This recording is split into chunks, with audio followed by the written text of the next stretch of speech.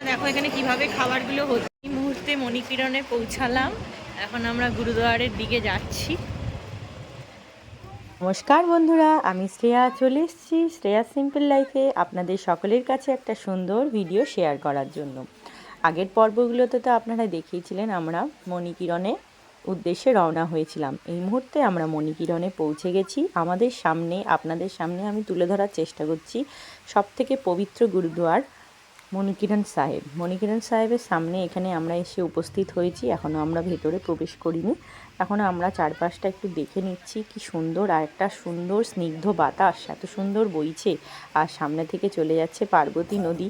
এত একটা অসাধারণ একটা দৃশ্য, না দেখলে বোঝা যাবে না। আর ওখানে এসে ভেতরটা এতটা শান্তি অনুভব হচ্ছিল, আর কি বলবো, এতটা জার্নি করে যে এলাম সেটা কিন্তু এক নিমিষের জন্য মনে হলো না যে আমরা এতটা দূর পথ অতিক্রম করে পবিত্র এসেছি। গুরুদুয়ারে আছি, মণিকিরণ সাহেবে আছি, দেখতে পাচ্ছ।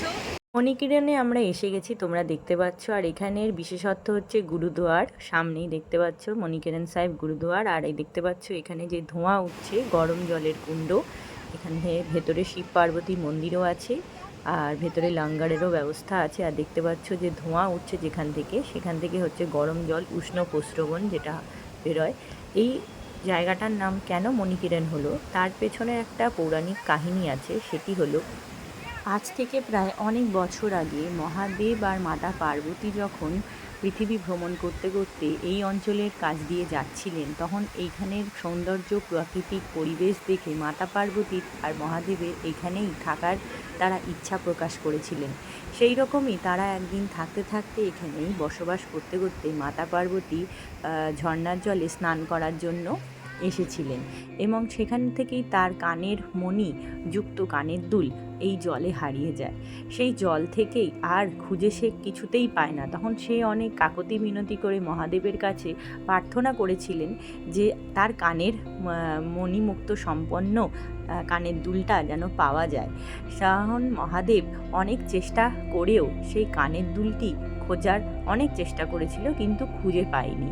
তখন মাতা পার্বতী খুব ক্রোধিত হয়ে তার তৃতীয় নয়ন খুলেছিলেন, এবং সেই তৃতীয় নয়ন খোলার ফলেই এখানে একটা উষ্ণ প্রস্রবণের সৃষ্টি হয়।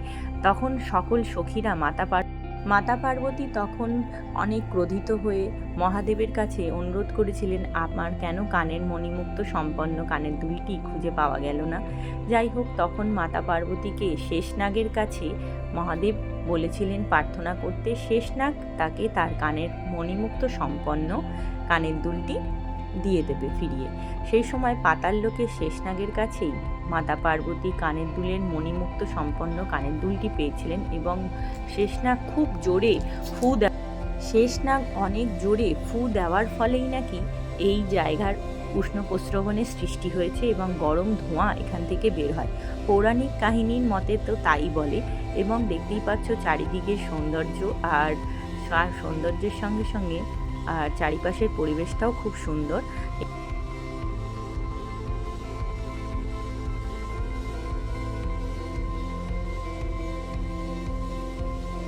এখানে স্নানের ব্যবস্থা আছে, লেডিস জেন্টস সবার। আমরা এখন স্নানের জন্য যাচ্ছি। এখানে দেখো ভেতরে স্নানাগারও আছে, স্নান করার জায়গাও আছে। এই জায়গাটা হচ্ছে সবথেকে পবিত্র স্নানাগার। এখন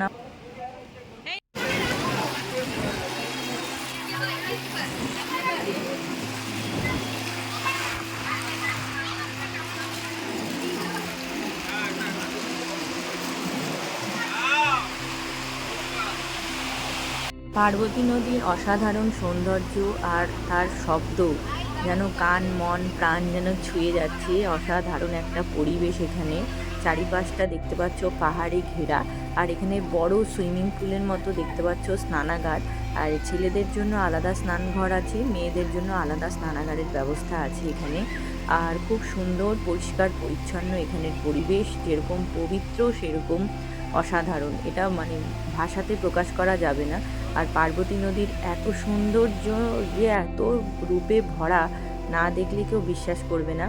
আর যাই হোক বন্ধুরা, তোমাদের সঙ্গে যতটা পেরেছি তুলে ধরার চেষ্টা করছি। এখন আমরা এখানে স্নানাগারে স্নান পর্ব সেরে চলে যাচ্ছি গুরুদুয়ারের ভেতরে। এখানে দেখো জুতো রেখে আমরা ভেতরে পৌঁছাবো। এখন গুরুদ্বারের ভেতরে আমরা চলে যাব। আর এখানে দেখো আমরা বাবাজির দর্শন করতে চলে এসেছি। যতটুকু পেরেছি তুলে ধরার চেষ্টা করছি, কেন এখানে খুব একটা ক্যামেরা করতে দেয় না কাউকে। তোমাদের সকলের জন্য যতটুকু পেরেছি তুলে ধরে এনেছি। আর সবাই বাবাজির কৃপাতে সবাই ভালো থাকুক, সুস্থ থাকুক এই কামনা করি। আর তোমাদের যতটুকু পেরেছি আমার ক্যামেরার মাধ্যমে তোমরাও দর্শন করো, প্রণাম করো। আর খুবই পবিত্র গুরুদুয়ার এখানে। আর এখানে স্নানাগারও খুবই পবিত্র। আর স্নানাগারে স্নান সেরে সত্যি যেন মনে হচ্ছে যেন প্রাণ জুড়িয়ে গেল একদম। কি বলবো, ভগবানের জায়গায় এসে একটা তার আলাদাই একটা শক্তি অনুভব হচ্ছিল এখানে এসে। না এসে ভেতরে না প্রবেশ করলে সত্যি কিন্তু বোঝা যায় না। এখানে আমরা বসে একটু কিছুক্ষণ গান হচ্ছিল, ঠাকুরের কীর্তন হচ্ছিল, সেগুলোই আমরা শুনলাম বসে। সবাই আমরা এখানে মাথায় কাপড় ঢাকা দিয়েছি, দেখতে পাচ্ছ। তার কারণ শিখদের মতে মাথায় কাপড় ঢাকা দিয়েই এখানে গুরুদুয়ারে আমরা প্রবেশ করতে পারবো। আর তাছাড়া এখানে মাথা খোলা রেখে কেউ প্রবেশ করতে পারবে না। এখন আমরা গুরুদুয়ার দর্শন করে এখান থেকে প্রসাদ গ্রহণ করে লাঙ্গারে চলে এসেছি, দেখতে পাচ্ছ। আর লাঙ্গারের খাবারটা সত্যি সত্যি খুব ভালো ছিল। ডাল ছিল, ভাত ছিল, রুটি ছিল, আর ছিল চা আমরা খেয়েছিলাম। আর সত্যি এখানে কিন্তু অন্নদান, এত সুন্দর পরিবেশ, এত সুন্দরভাবে গুছিয়ে সাজিয়ে সেবা করছে সবাই। তোমাদের না বিশ্বাস মানে না দেখলে বিশ্বাস হবে না। আমার তো খুবই ভালো লেগেছিল লঙ্গরে সেবা করে। আমিও একটু থালা বাসন অল্প করে ধুয়েছিলাম। খাওয়া দাওয়া হলো। এখন আমরা এখানে একটু দাঁড়িয়েছি, তোমাদের একটু নদীর জলের ভিউটা একটু দেখাচ্ছি। দেখো লাঙ্গারে এখানে সবাই বসে খেয়েছে।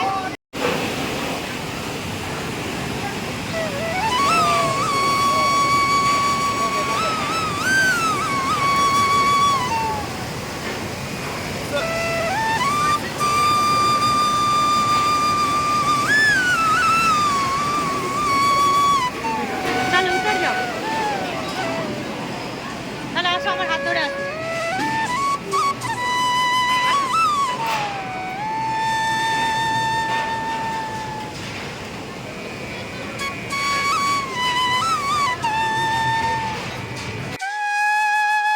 বন্ধুরা, এখন আমরা লঙ্গর যেখানে খাওয়া হয় সেখান থেকে এবার বেরিয়ে এসে যাচ্ছি শিব পার্বতীর মন্দির দর্শন করার জন্য। আর এখানে যে মন্দিরের যে ফ্লোরটা এতই গরম, মানে পা দিলেও মানে একটা তাপ অনুভব হচ্ছে। আর এখানে দেখো নন্দী মহারাজ, আর এটা শিব পার্বতী মন্দির। একটু ভিড় আছে, আস্তে আস্তে আমি তোমাদের সামনে নিয়ে যাওয়ার চেষ্টা করছি, চলো। আর এখান থেকে তোমরা শিব পার্বতী দর্শন করো, নন্দী মহারাজকেও দর্শন করো। আর সত্যি এত চারিপাশটা এত সুন্দর লাগছিল। শিব পার্বতী মন্দিরটা চারদিক দিয়েই দর্শন করা যাবে। দেখো এখান থেকে দেখা যাচ্ছে। আর ওই দিকেও দরজা আছে, তিনটে দরজা আছে, তিনটে দরজা দিয়ে সবাই দর্শন করছে। আর এখানে দেখো কত ধোঁয়া, যে তাপটা যে উঠছে, যে উষ্ণ প্রস্রবণ যেটা, এখান থেকে সবাই দেখো ফটো তুলছে। এত সুন্দর লাগছিল, তোমাদের কি বলবো। এখানে যে আমি রেলিংগুলো যে ধরে আছি এটাও বেশ গরম।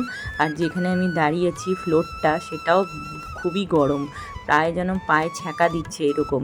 এত সুন্দর একটা পরিবেশ কেউ না দেখলে বিশ্বাস করবে না। আর ভগবানের একটা অশেষ সৃষ্টি, প্রকৃতির একটা সৃষ্টি, মানে অতুলনীয় সৃষ্টি এটা একটা।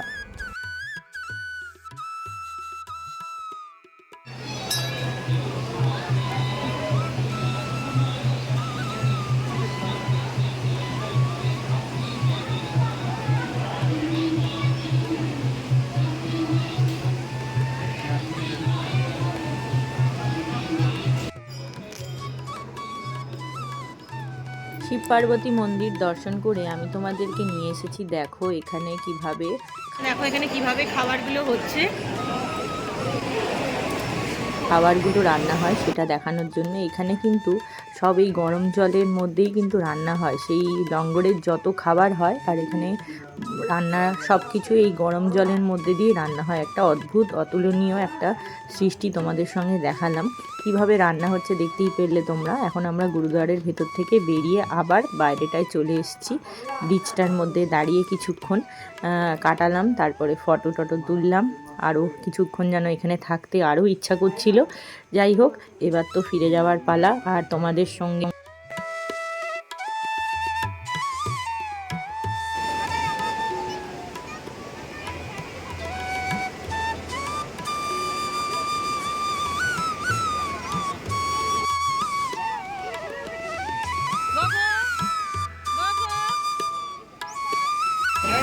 আমরা এখন বেরিয়ে পড়ছি মণিকিরণ গুরুদুয়ার থেকে। আমরা এখন বেরিয়ে পড়ছি, লঙ্গর খাওয়া হলো আর খুব সুন্দর লাগলো। এখন আবার বৃষ্টি শুরু হয়েছে, মনটা খুব শান্ত লাগছে। গুরুদুয়ারে স্নান করে দর্শন করে তোমাদের সঙ্গে যতটুকু পেরেছি শেয়ার করার চেষ্টা করেছি।